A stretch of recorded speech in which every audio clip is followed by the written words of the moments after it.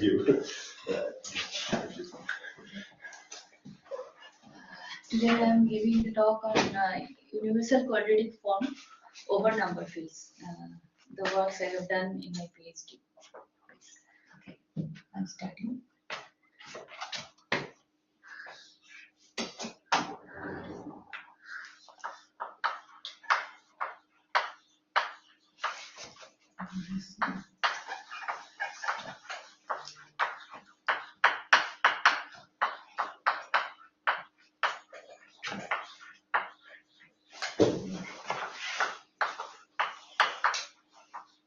Over totally real number fields.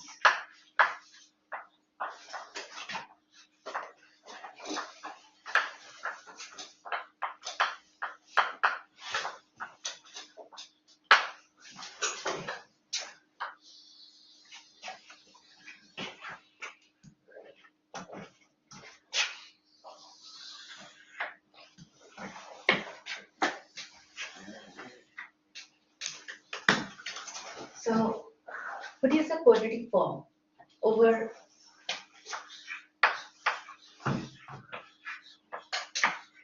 quadratic form? Starting from the quadratic form definition.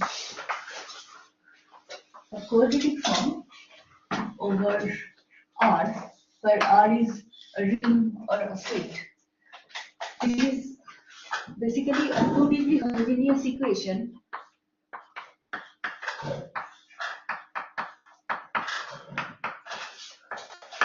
Two-degree homogeneous equation with coefficients aij lies in R. Now, what is the number field? You know the number field definition, or should I recall? Yeah. Maybe recall.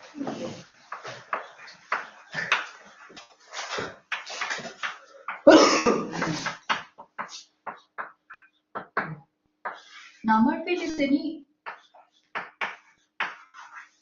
finite degree extension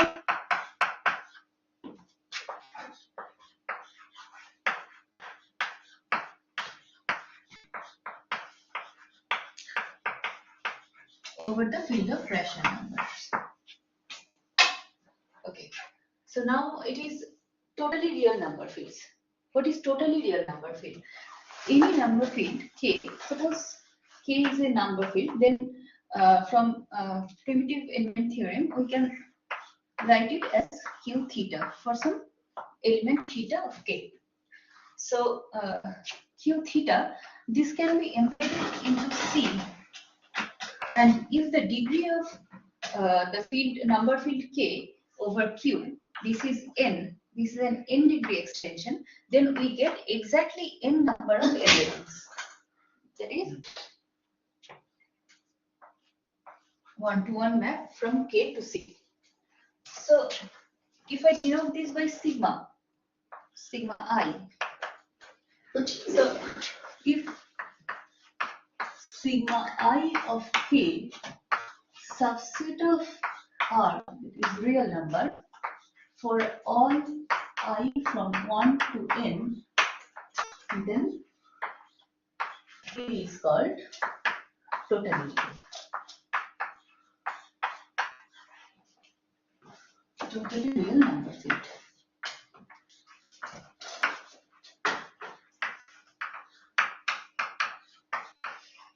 Now, set of all algebraic integers of K, that means suppose an element alpha belongs to K, we can call it an algebraic integer if it is root of some polynomial x to the power n plus a n minus 1 x to the power n minus 1, which is a non-polynomial.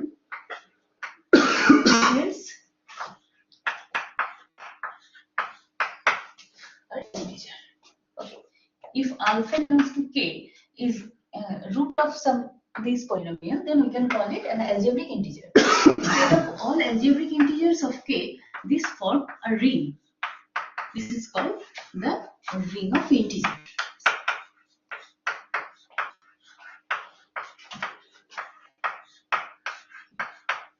So, suppose alpha is an element of the ring of integer of K. we can say that alpha is totally positive integer if sigma I of alpha is positive integer for all I. Okay. So in this situation, now what is the motivation part? I am going to the motivation part of my first problem.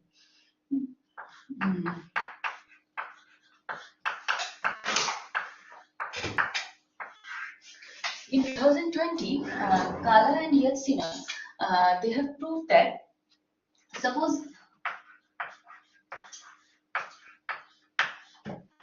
K is a real quadratic field, that is a field like this, where D is positive integer, square free,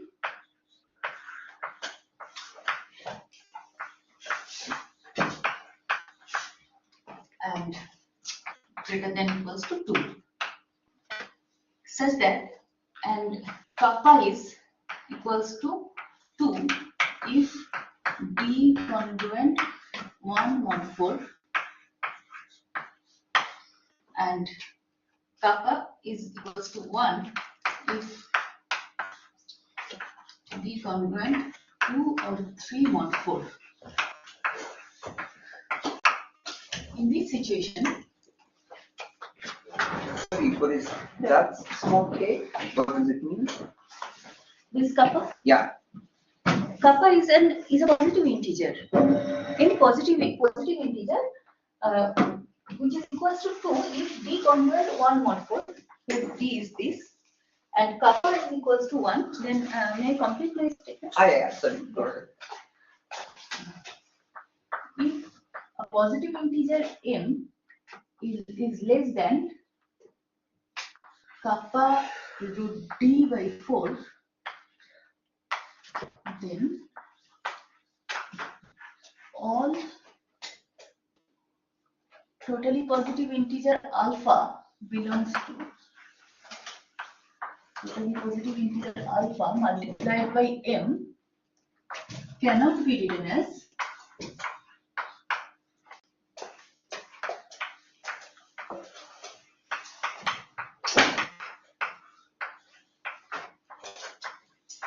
sums of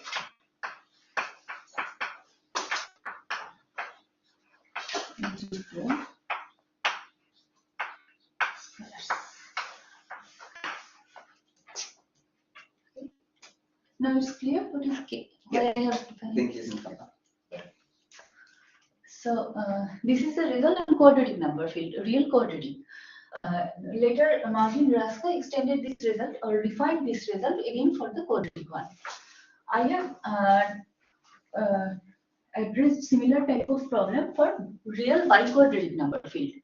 Biquadratic means suppose K is a biquadratic number field. It means is over D1, D2, where D1 and D2 both are again positive integers, square free, and greater than or equals to 2. The same property.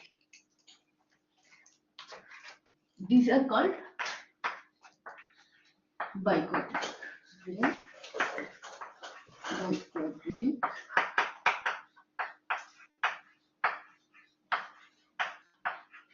number. So it has 3 quadratic subfields. Those are Q root D1,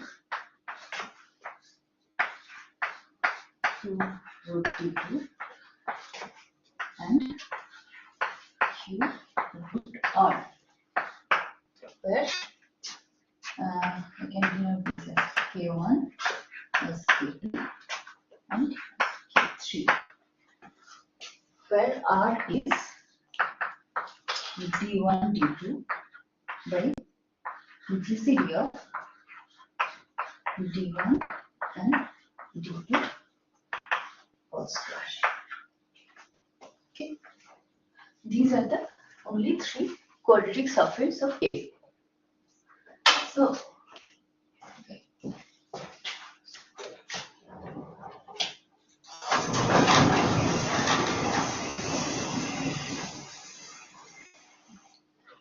in these fields. Better you push the other one first up, then one can still see it.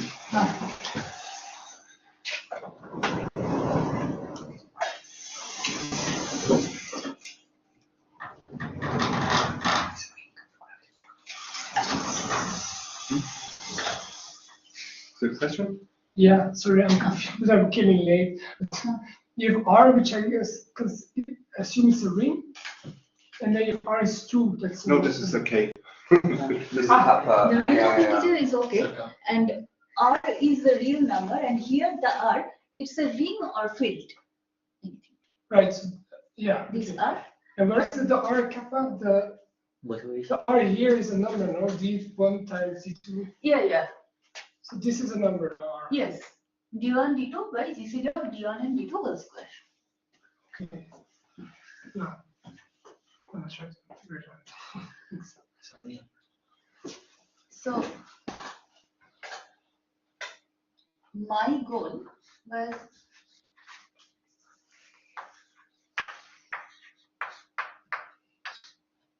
to for any given positive integer m, we construct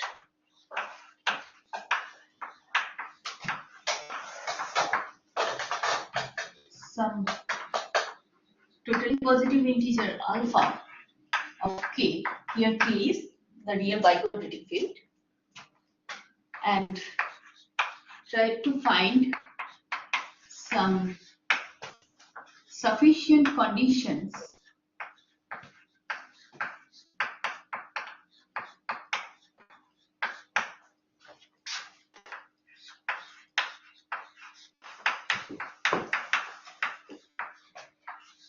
for which in alpha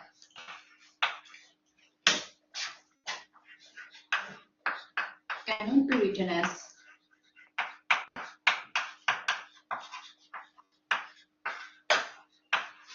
sums of integer squares. It means algebraic integer, okay?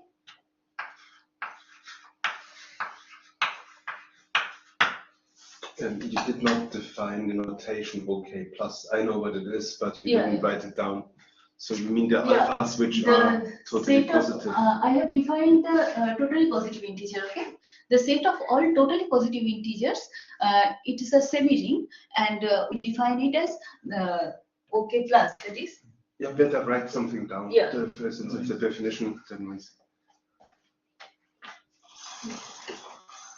So here you wrote alpha OK, such that for all. Yes. This here you should maybe write totally positive. So this is what you. Totally positive integers.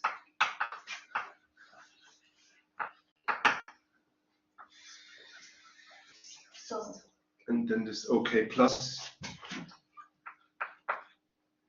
OK plus. This is a sigma I of alpha greater than 0 for all over I to 1 to n. Good. And then when you mean integer, it's really an integer, not No. a great No, integer. as In element of OK. Integral element. Yeah. Integral. The number n, it is an actual integer. So, what I have proved finally is that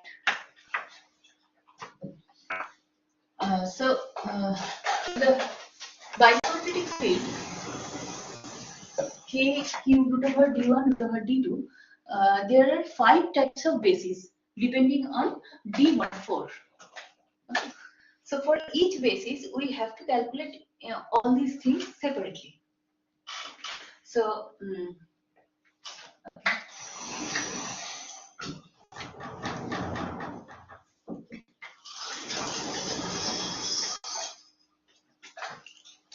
Is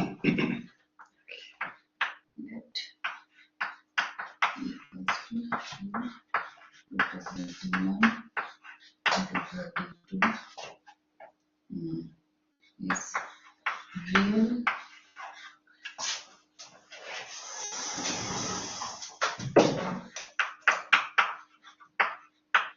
biquadratic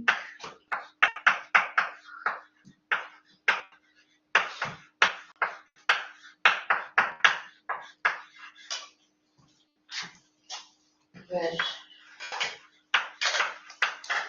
d1, d2, n are equals to d1, d2 by GCD of d1 and d2 whole square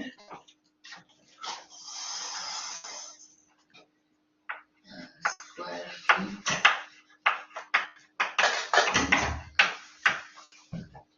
integers greater than equals to 2. Now, suppose m, kappa and t, all these are positive integer such that m is less than minimum of kappa by 4 into ceiling function of, do you know the ceiling function of? Kappa root r, this function, d2 for any positive integer. If m is like this, then and d1, d2 both are greater than equals to m plus 1 by 4 whole square, then not all elements of the quadratic subfields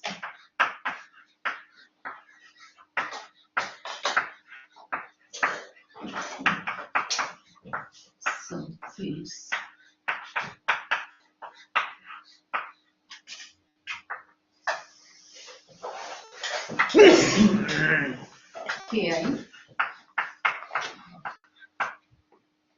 K cannot be written as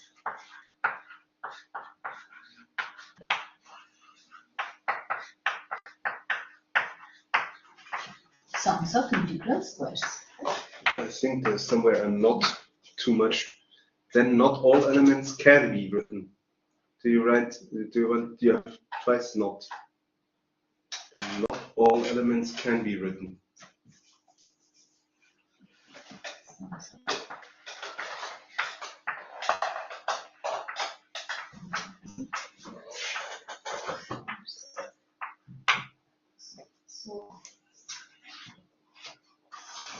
Well, wait. I think. I mean, you want to say not all elements which are in algebraic integers. I mean that not all elements lie in OK. No. Sorry. So not all elements of O. Okay. Not all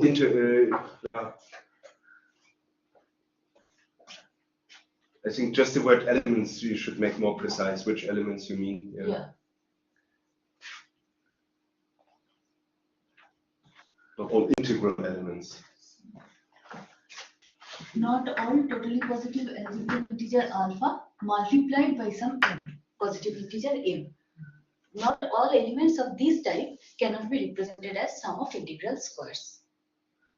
So I think I misunderstood the answer to your previous question. So integral squares are the squares of algebraic integers. Yes. Okay. I misunderstood. And and we are trying to find algebraic integers totally positive, which is totally positive, and multiplied by some positive integer, which can be represented as sum of integral squares or not. And here I have constructed some totally positive integer multiplied by some integer, positive integer, which cannot be represented as sum of integral squares. And these elements lies in the quadratic subfield of the biquadratic field. Under some condition, this is the condition. Can I try to make a paraphrasation of this, because I find that this, to test whether I understand it right, because I find that if this formulation could be slightly confusing, then not all m.alpha, because what alpha, you want to say there exists an alpha in O plus, which is already quadratic over Q over Z, yeah, which is even quadratic over Z, such that m times alpha is not a sum of integral squares. Yes. I Some think totally positive integer, quadratic. some alpha, some quadratic, totally positive integer, such that for this given m alpha is not a sum of integral squares. Okay. Yes.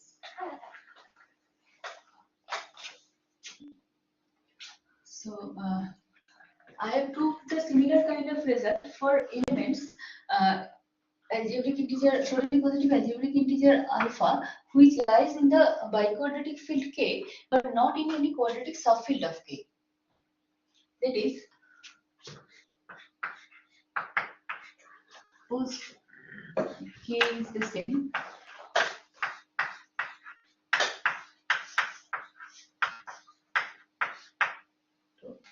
And M is less than minimum of kappa by 16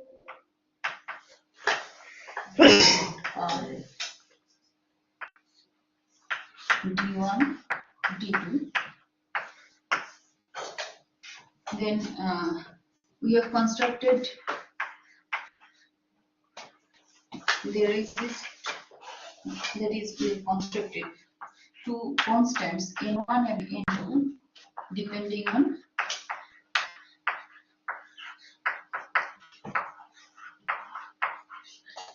d1, d2 and r. And we have shown that if the d1 is greater than or equals to 1 plus root over 2m(n1) whole square, and d2 is greater than equals to 1 plus root over 2m(n2) whole square, then all totally positive integer alpha belongs to K multiplied by some positive integer n, which does not lie. There exists totally positive integer alpha, which are in the biquadratic field K, but not in quadratic subfield, does not lie in any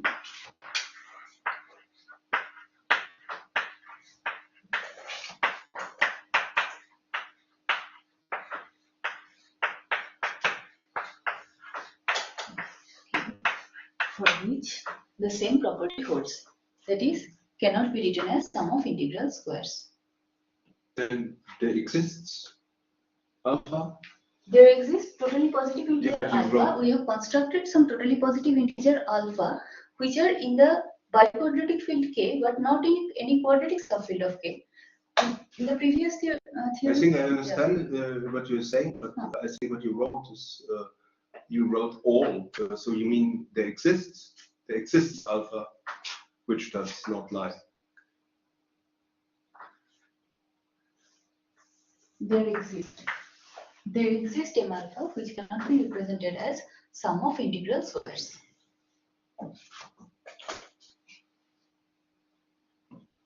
So Now I'm trying to give a sketch of the proof, rough sketch.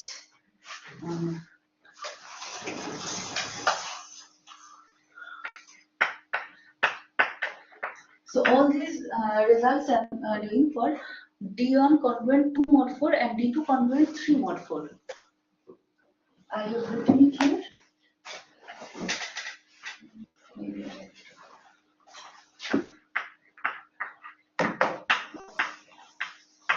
Because there are 5 different cases, and for each case we get different kinds of expressions. So, we have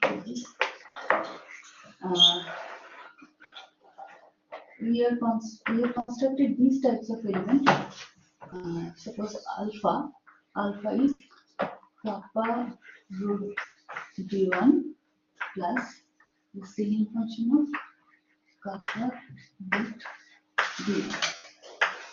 Okay, and we assume that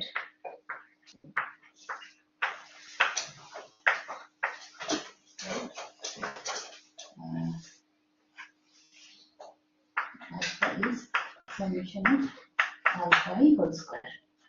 Now, in this field, K, it means it can be written as 1 plus A1 root over D1 plus A2 root over D2 by 2 plus A3 root over R by 2 whole square. In this form, I can write it. I think if one sees this the first time, maybe it helps. You see this alpha is totally positive because one shows here the integer, which is just a little bit bigger in any embedding than this first part. So both embeddings give something positive in the real numbers for this alpha. Alpha is totally positive. Yeah. Because if for what is the another embedding? One is this identity embedding, and the other embedding for which I get root d1 goes to minus of root d1. Yeah. For that case, we get here sigma of alpha equals to the ceiling function kappa root d1 minus kappa root d1. And since the ceiling function is just greater than this number, just the integer is just greater than this, so this is also positive. So this is a totally positive integer. You are taking this one?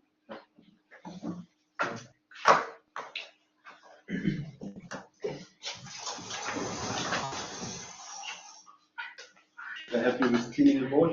No. I can if you want. No.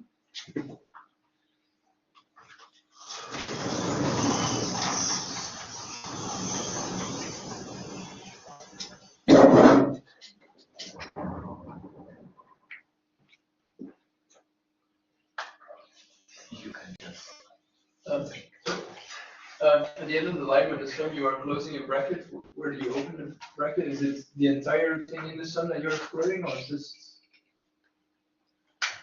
Yeah. The line alpha is a sum of squares, and then 1 plus a1 root d1 Yeah, plus a2 root d2 by 2 plus a3 root over r by 2 whole square. Yeah. okay, so the bracket should. Oh, Yeah. yeah. Okay. Yeah, that's fine. Here is.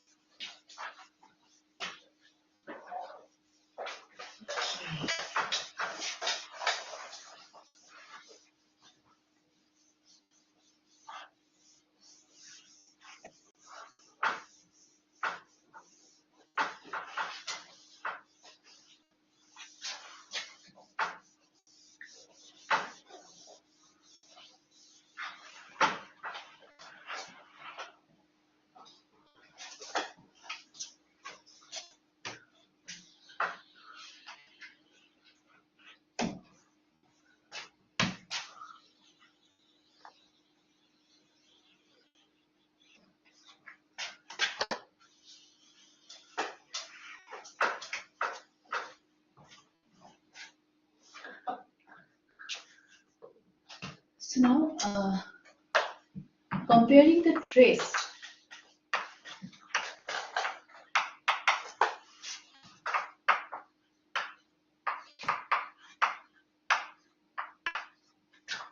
of alpha with the sum of where we get an interval I depending on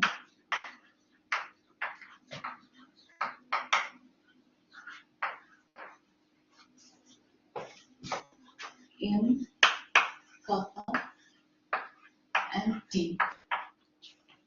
Sorry, what is the trace of alpha? Okay.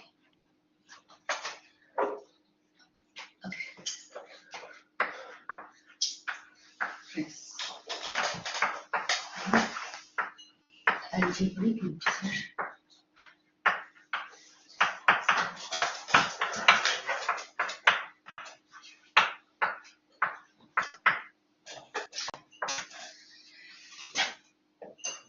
It means I have shown that there are embeddings, n number of embeddings, sigma I from K to C, where I varies from 1 to n, and n is the K over Q.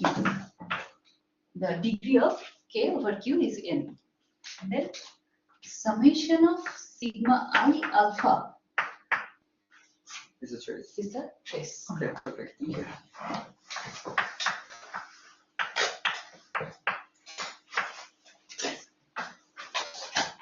So for an algebraic integer, it must be an integer. Okay. Think it as a Hang on. polynomial. Alpha, if alpha is the algebraic integer, then what is the trace? This is the coefficient of the x to the power n minus 1. That is alpha okay. is root of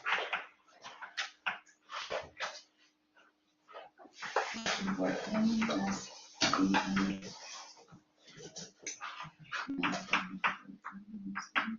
x to the power n minus 1.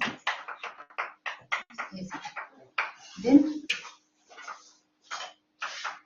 this is the trace. Okay, thank you. Yeah. So comparing the trace of alpha with the trace of summation of alpha squares, we get an interval I. Here we use that m less than kappa root d by 4. This bound also. Okay, depending on this bound, we get this m, kappa, and t such that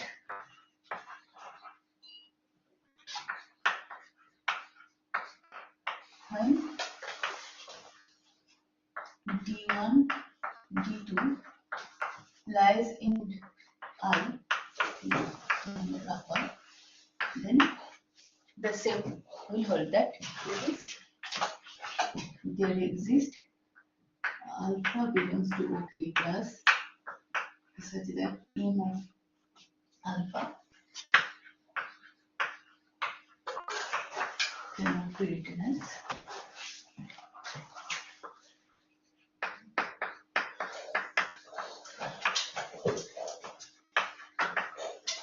sum of integral squares. Here I am showing the sketch of the proof for the elements which lies in quadratic subfields of K. Okay, for the elements of biquadratic one, we get similar type of result, but then also we have to construct some constant n1 and n2 which lies on d1, d2, and r.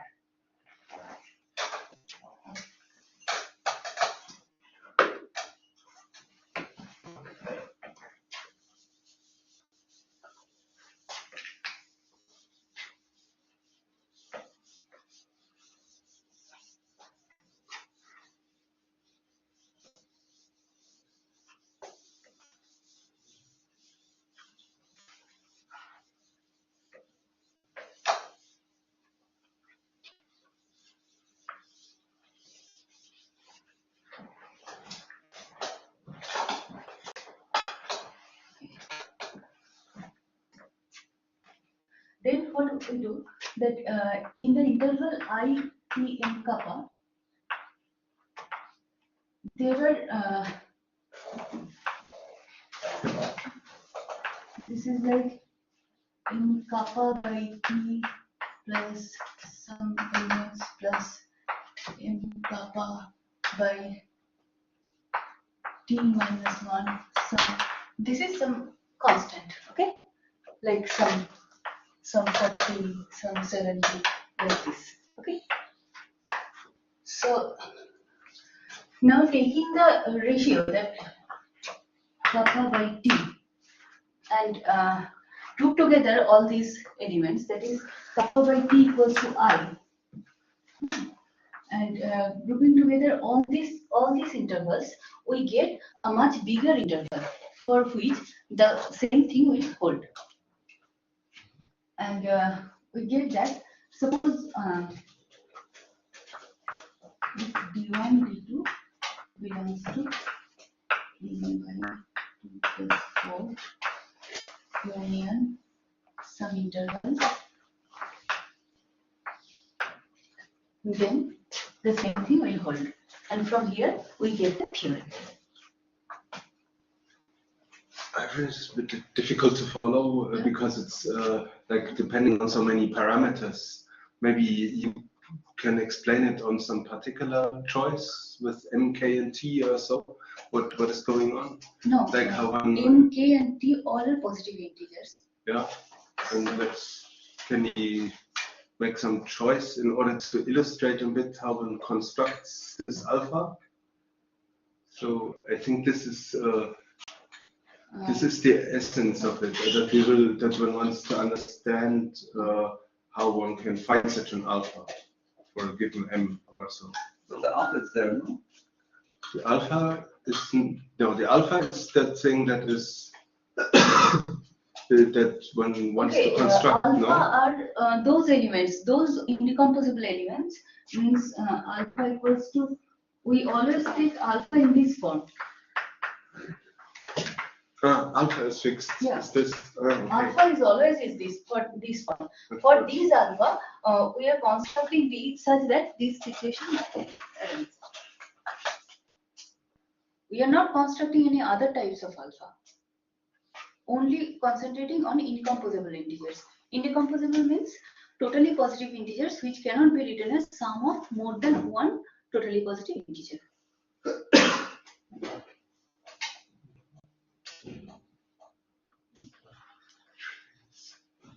Yeah. I don't know. Can you say a bit more on this, on how the trace comes in, comparing the trace? I mean, since I know a tiny bit of this, maybe I can make a remark and then you can follow up. What is interesting with this trace and in this situation with the totally positive, totally real number fields is that you have, if you have a positive integer, that the trace is necessarily a positive number. This is not true in any other situation of a number field. This is really special for these totally real number fields. But this has then something to do with, you already talked the word indecomposable. So maybe you can, I don't know, but maybe you can say a bit more on this interplay between trace and indecomposables. For these elements, we have that kappa root d1 minus kappa root this. This is always less than 1. Okay, the conjugate, that is sigma of alpha equals to kappa root d1 minus kappa root d1, and this is less than 1 always. And we use this inequality actually to prove the result. So this type of alpha, you chose it as kind of having a very small trace. Very small trace. Yeah. Therefore, we can get these types of intervals.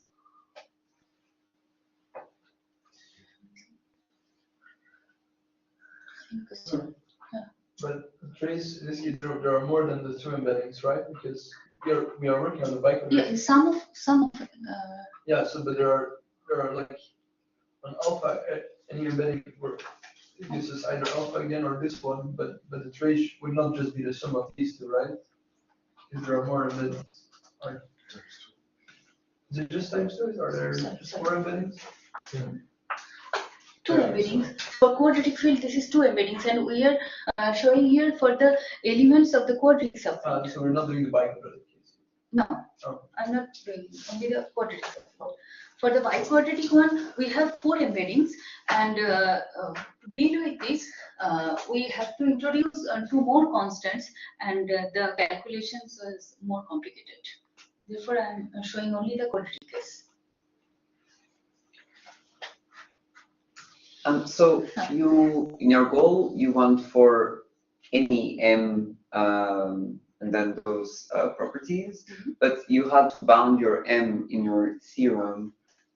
Is this something that it feels to you that it's fundamental, or that maybe can be lifted? But it is less than kappa by 4 into kappa root over r. We can change kappa. Kappa is To any make m as positive big integer, as so- possible. Okay. Okay, yeah.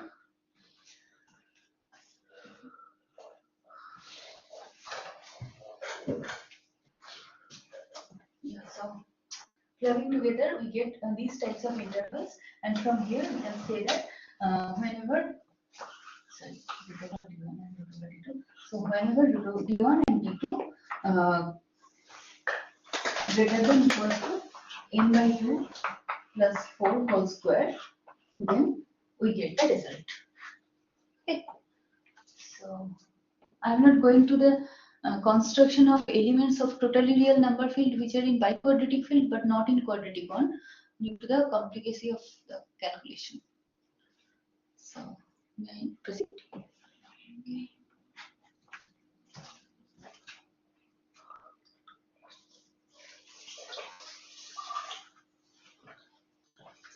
Maybe I can,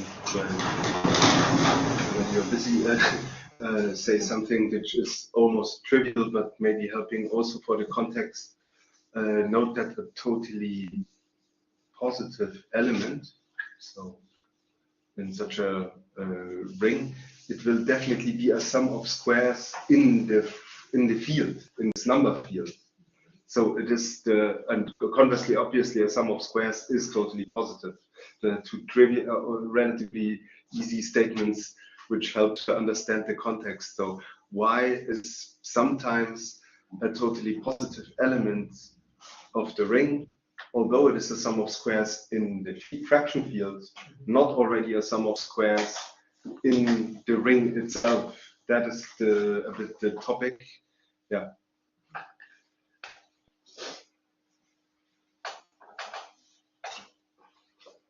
Can I add something? So the same, if you have an m that satisfies this bound, then the same alpha works for all the m's below. For all the m below? I'm asking about the dependence between alpha and m, right? You start with a field and an m, and then you say there exists alpha such that m alpha for any m in that bound is satisfied the conclusion, right? Yeah, but if outside that interval? No, inside that interval, Okay. how is the dependence between alpha and m? It seems to me that it's independent of m in the interval. Of course. Yes, in the interval there is dependence between d and m, and alpha depends on d. Yeah, but you fix d and you fix m satisfying a bound, so that all these things hold. I guess these conditions hold from your assumptions on m and d, right? M and d. Yeah, right. So we are fixing alpha. Alpha is a special type of element, which is kappa root d plus leading function of kappa root d. And we are showing that this d depends on m.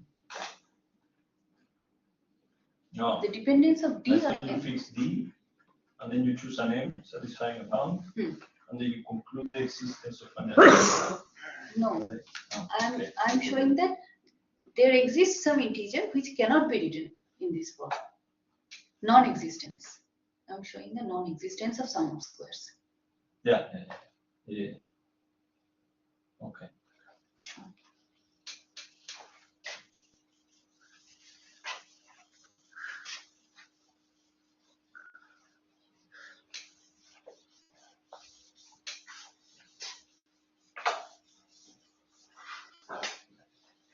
The next is, so now I'm moving to the next problem. What I have done is universal Z form over totally real number field of degree 4.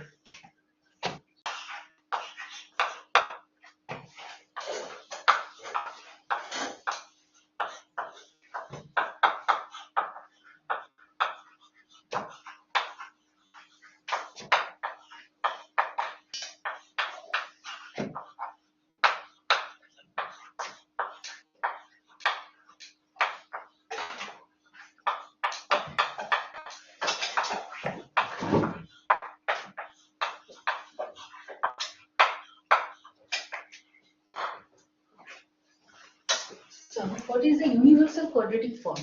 First, what is the universal quadratic form? Then Z form. Okay. Okay. Z form, a quadratic form. If xn is summation aij xi6j, where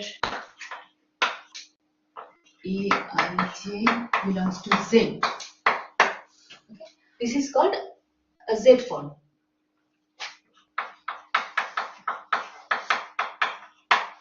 Now, it is called an universal form if it represents all totally positive integer or all integer of this ring of integers. Suppose K is the number field.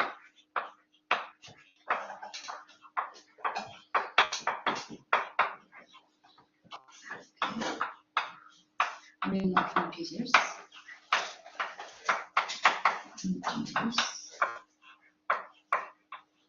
And plus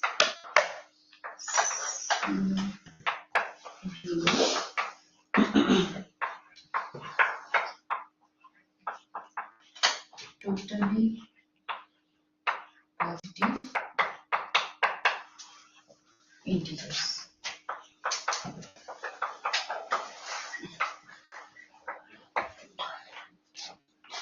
For all alpha belongs to OK plus, that is all totally positive integer, this can be represented by this form if,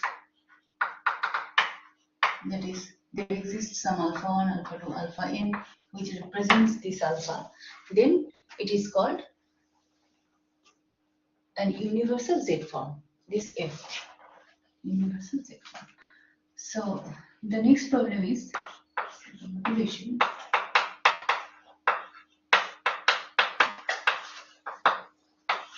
Again, the work of Kala and Yatsina.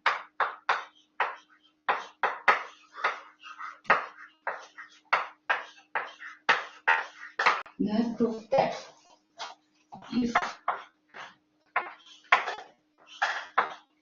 K is a number field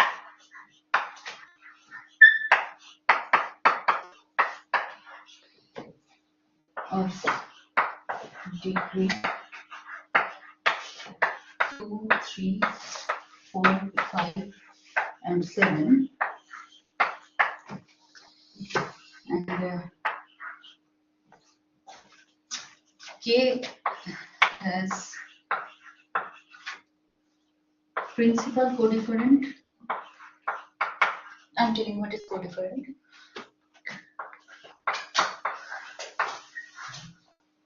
Principal codifferent and universal Z form.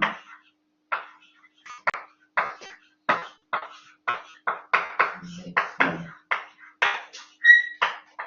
Then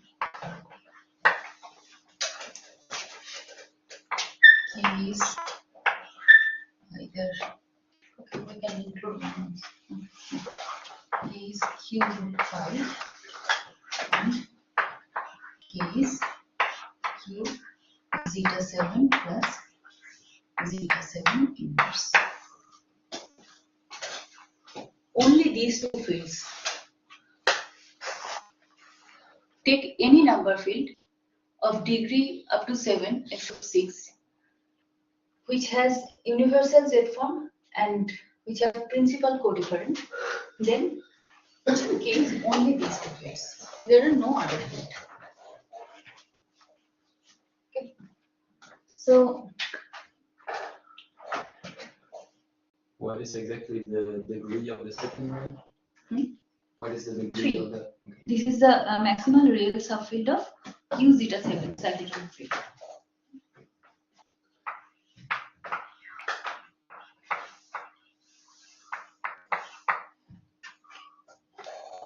So what I have tried to prove is if K is a totally real number field,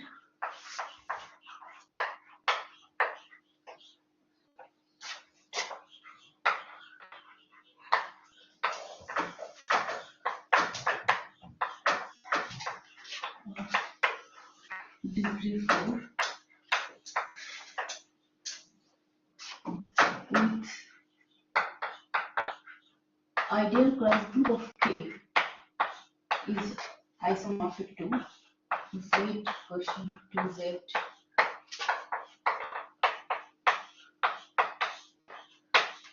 n times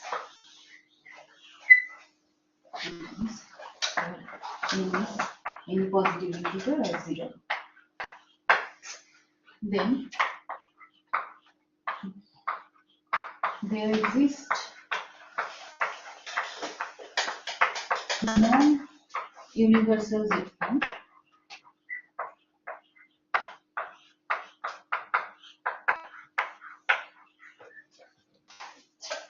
over K. But they have stated that for if it has universal Z form and if it is of degree up to 7 and codifferent principal, in that case the fields are fixed, these two fields. So I've tried to find what are the other cases. That is for which cases we get the principal codifferent is 1 and among them for which we get that there exists no universal Z form. So Sorry, what's the group HK?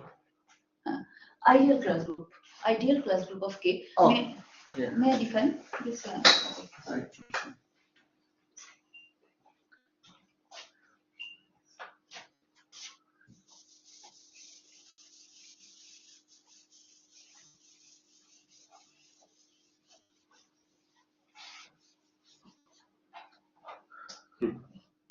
Suppose A is a Z model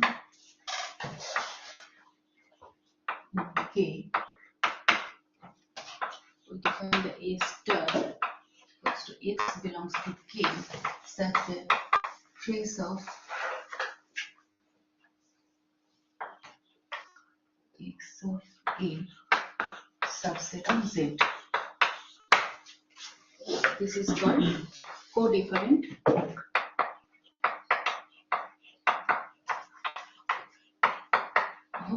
K. So if we replace A by ring of integer, then OK star is the codifferent of K. This is a fractional ideal.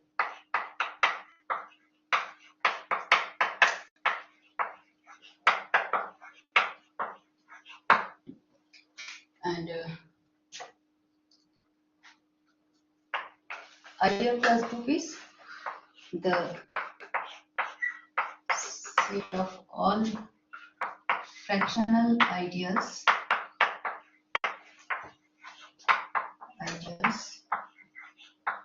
quotiented by set of all principal fractional ideals.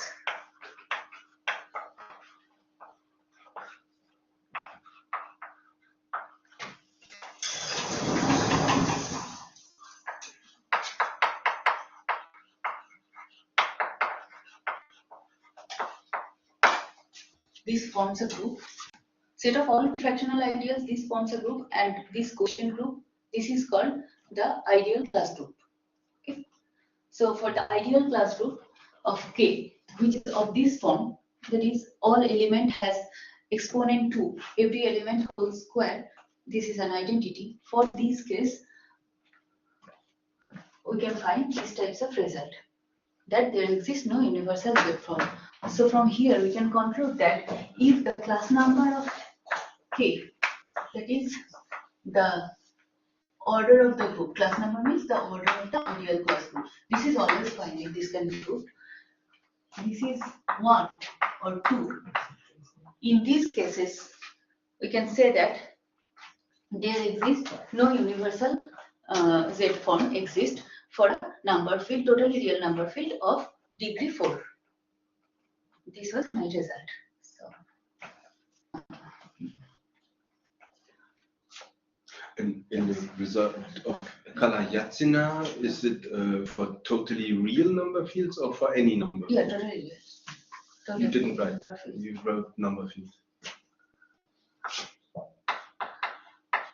I think this question, like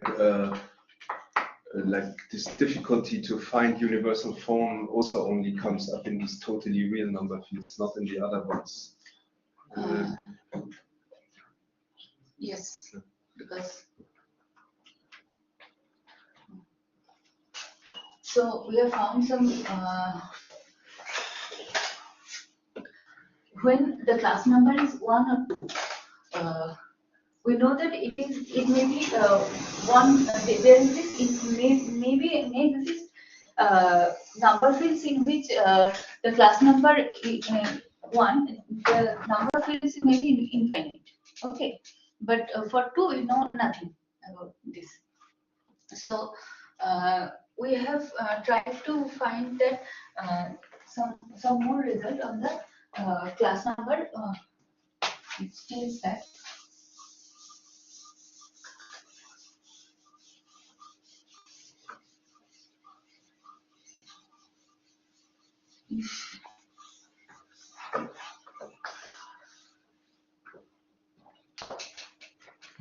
suppose K is a biquadratic number field, again real biquadratic number field, and the fundamental unit of at least one of the quadratic subfield of K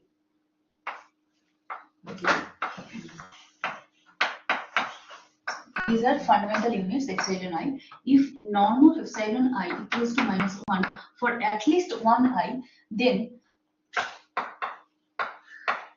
there exists a quadratic Kj. J may not be equals to I, for which the class number of Kj equals to 2 or 2k. That is given.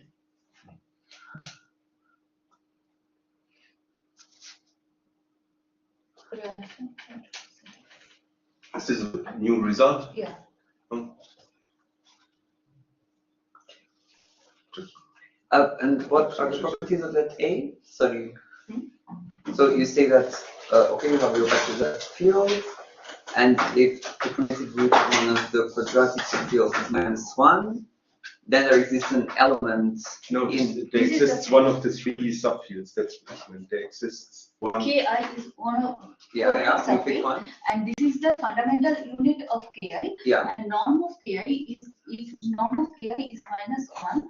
That is non-totally real. The epsilon I is non-totally real. In that case, one of the Ki one of the subfield Will have. has class number even. Okay. Yeah.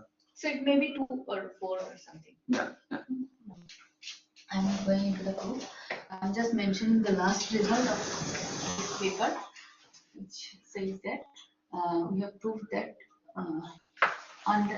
not under any condition, we are not giving any condition. We have proved that any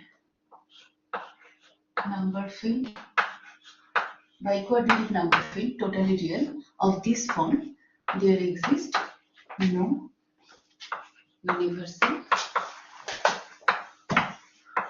Z form.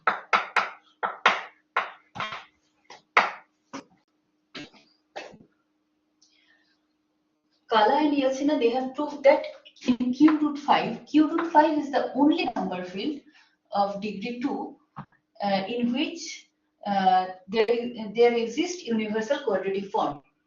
And I have proved that for any number field of this form, there does not exist any such form. Is there a color of the serum? No. No. Because for quadratic number field, they have proved that there exists universal quadratic form, and but the condition was for other fields, that is degree 4 fields or some other fields, they have the condition that if the codifferent is 1, that is principal codifferent. If the codifferent is principal, in that case, there exists no universal quadratic form in their result. But we are not posing these conditions here. For any biquadratic number field, we can show that there exists no universal quadratic form, universal Z form.